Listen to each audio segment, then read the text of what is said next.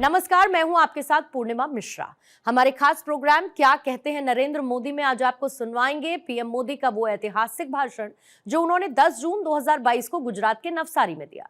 अपने भाषण में प्रधानमंत्री ने कहा कि बीते वर्षों के दौरान देश के हेल्थ सेक्टर को बेहतर बनाने के लिए हमने एक होलिस्टिक अप्रोच पर तो बल दिया ही है, साथ ही इलाज की सुविधाओं को आधुनिक बनाने की भी कोशिश की। हमारी कोशिश यही है कि गरीब को, मिडिल क्लास को बीमारी से बचाया जा सके और इलाज पर होने वाला खर्च कम से कम हो। आज नवसारी की धरती से साउथ गुजरात के इस पूरे क्षेत्र के लोगों के लिए ईज ऑफ लिविंग से जुड़ी अनेक योजनाएं शुरू हुई हैं। स्वास्थ्य से जुड़े आधुनिक इंफ्रास्ट्रक्चर के क्षेत्र में भी आज यहाँ के भाइयों बहनों को नई सुविधाएं मिली हैं। थोड़ी देर पहले मैं यहाँ नजदीक में ही एक कार्यक्रम में था। मेडिकल कॉलेज का भूमि पूजन हुआ है और अब यहाँ आधुनिक हेल्थ केयर कॉम्प्लेक्स और मल्टी स्पेशलिटी हॉस्पिटल का लोकार्पण करने का मुझे अवसर मिला है। 3 साल पहले यहां कैंसर अस्पताल का शिलान्यास करने का अवसर भी मुझे मिला था। मैं से एएम नायक जी को, निराली ट्रस्ट को और उनके परिवार को हृदय से साधुवाद देता हूं और इस प्रकल्प को मैं उस रूप में देखता हूं कि ये उस मासूम के लिए, निराली के लिए एक भावुक श्रद्धांजलि है जिसे हमने असमय खो दिया था। एएम नायक जी और उनका परिवार जिस कष्ट से गुजरा, वैसा समय बाकी परिवारों को ना देखना पड़े, ये संकल्प इस पूरे प्रोजेक्ट में झलकता है।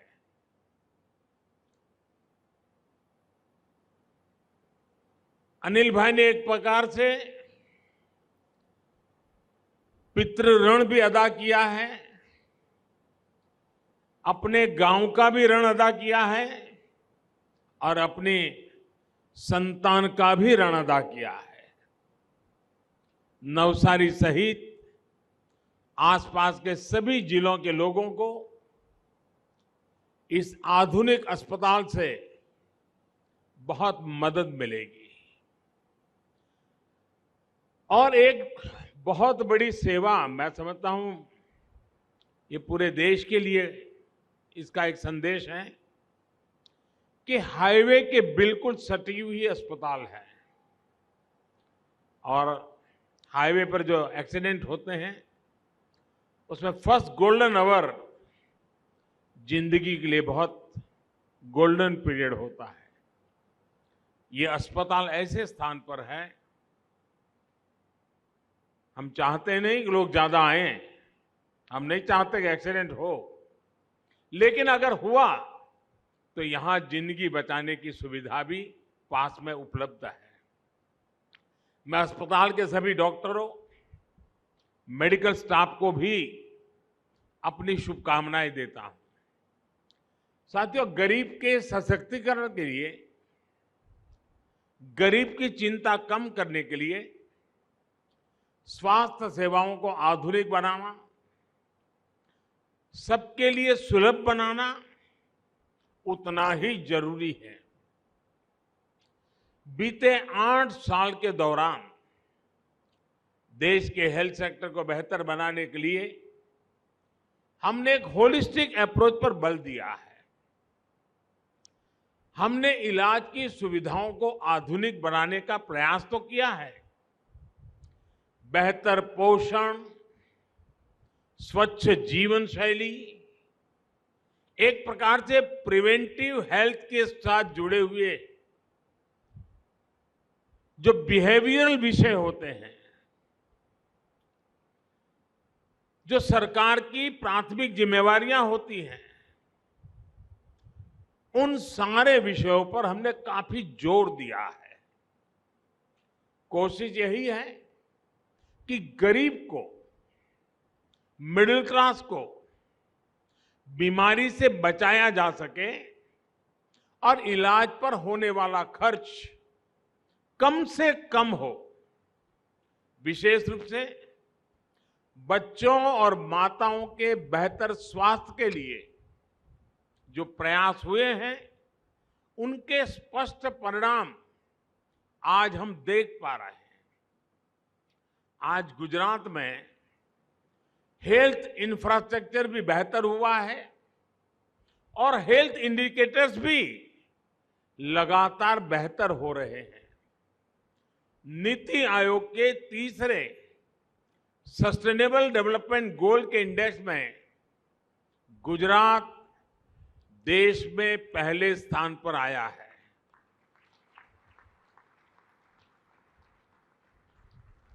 साथियों, जब मैं गुजरात का मुख्यमंत्री था, उस दौरान राज्य में स्वास्थ्य सेवाओं को हर गरीब तक ले जाने के लिए हमने जो अभियान चलाए, उनके अनुभव अब पूरे देश के गरीबों के काम आ रहा है। उस दौर में हमने स्वस्थ गुजरात, उज्जवल गुजरात का रोडमैप बनाया था।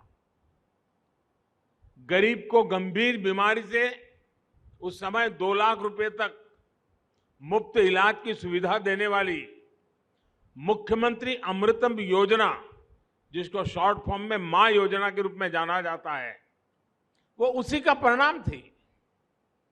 इसी योजना के अनुभवों ने गरीबों को 5 लाख रुपए का मुफ्त इलाज सुनिश्चित कराने वाली आयुष्मान भारत योजना, जब मैं प्रधानमंत्री के रूप में सेवा का कार्य मिला, तो मैंने इस योजना को लेकर के देशवासियों के पास आया।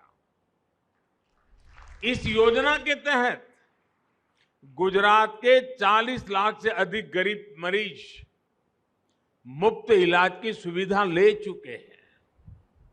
इसमें बड़ी संख्या में हमारी माताएं, बहनें हैं। दलित हो, वंचित हो, आदिवासी समाज के हमारे साथी हो, इससे गरीब मरीजों की 7,000 करोड़ रुपए से अधिक की बचत हुई है। आयुष्मान भारत योजना के तहत गुजरात में पिछले साल 7,500 हेल्थ एवं वेलनेस सेंटर भी यहां पर उसका काम हुआ है। साथियों, बीते 20 सालों में गुजरात के हेल्थ सेक्टर ने कई नए मुकाम हासिल किए हैं। इन 20 वर्षों में गुजरात में शहरों से लेकर ग्रामीण इलाकों तक हेल्थ इंफ्रास्ट्रक्चर के लिए अभूतपूर्व काम हुआ है। हर स्तर पर काम हुआ है। ग्रामीण इलाकों में हजारों हेल्थ सेंटर्स बनाए गए, प्राथमिक चिकित्सा केंद्र बनाए गए। शहरी इलाकों में करीब 600 दीनदयाल औषधालय भी बनकर तैयार हुए। गुजरात में आज सरकारी अस्पतालों में कैंसर जैसी बीमारियों के एडवांस ट्रीटमेंट की सुविधा है। गुजरात कैंसर रिसर्च इंस्टीट्यूट की कैपेसिटी 450 से बढ़ाकर 1,000 हो चुकी है। अहमदाबाद के अलावा जामनगर, भावनगर, राजकोट और बड़ौदा ऐसे अन्य कई शहरों में भी कैंसर के उपचार की आधुनिक सुविधाएं उपलब्ध है। अहमदाबाद में किडनी इंस्टीट्यूट को और अधिक आधुनिक बनाया जा रहा है, उसका विस्तार किया जा रहा है और जल्द ही इसकी बेड संख्या डबल हो जाएगी। आज गुजरात में अनेकों डायलिसिस केंद्र हजारों मरीजों को उनके घर के पास ही डायलिसिस की सुविधा दे रहे हैं। भारत सरकार की तरफ से भी पूरे देश में डायलिसिस को लेकर के इंफ्रास्ट्रक्चर तैयार करना, ऐसे पेशेंट को अपने घर के नजदीक सुविधा मिले, इसके लिए कोशिश करना, यह अभियान बहुत तेज गति से चला है। पहले की तुलना में अनेक गुना इस प्रकार से किडनी के पेशेंटों के लिए डायलिसिस के सेंटर आज उपलब्ध हुए हैं।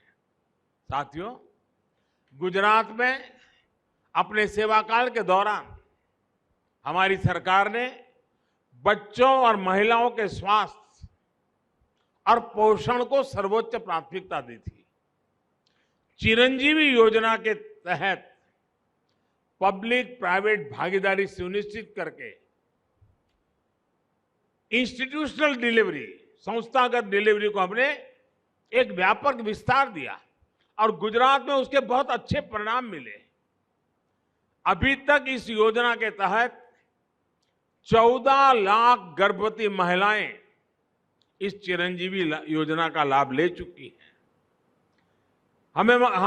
हम गुजरात के लोग हैं तो हर चीज में से कुछ ज्यादा ही करने की सोचने वाले लोग रहते हैं, दिमाग में कुछ चीजें रहती हैं। मैं जब यहां था तो 108 की सेवा हमने शुरू की थी, लेकिन बाद में विषय ये आया कि 108 की सेवाएं, वो जो गाड़ियां पुरानी हुई है उसको निकाल दिया जाए। तो मैंने कहा ऐसा मत करो, 108 की सेवा के लिए जो गाड़ियां हैं, क्योंकि वो तो इमरजेंसी के लिए होती, वो परफेक्ट चाहिए, क्विक रिस्पांस करने की उसकी ताकत होनी चाहिए। लेकिन ये जो पुरानी हो गई गाड़ियां हैं उसको तुरंत निकालने की जरूरत नहीं है।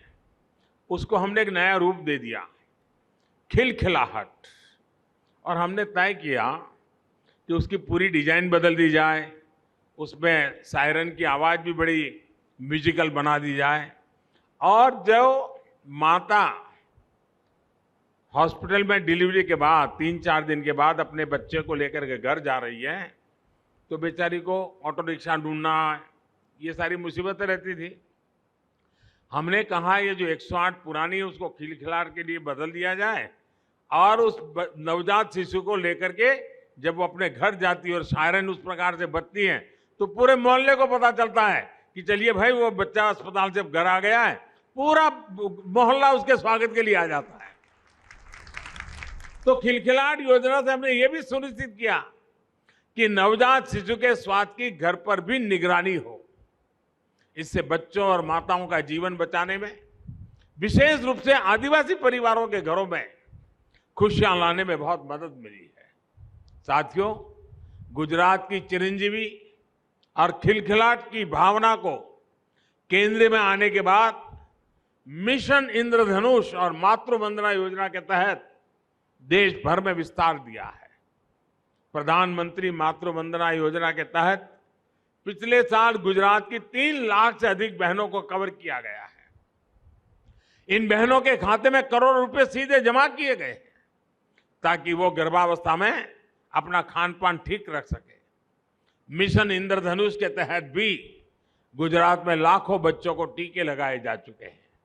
साथियों, बीते सालों में गुजरात में डॉक्टर और पैरामेडिक्स की पढ़ाई और ट्रेनिंग की सुविधा भी बहुत अधिक बढ़ी है। राजकोट में एम्स जैसा बड़ा संस्थान बन रहा है। मेडिकल कॉलेजों की संख्या आज 30 से अधिक हो चुकी है। पहले राज्य में एमबीबीएस की केवल 1100 सीटें थी, आज ये बढ़कर करीब 6000 पहुंचने को है। पोस्ट ग्रेजुएट सीट भी करीब 800 से बढ़कर 2000 से ज्यादा हो चुकी है। इसी तरह नर्सिंग और फिजियोथेरेपी जैसी दूसरी मेडिकल सेवाओं के लिए भी क्वालिफाइड लोगों की संख्या कई गुना बढ़ी है।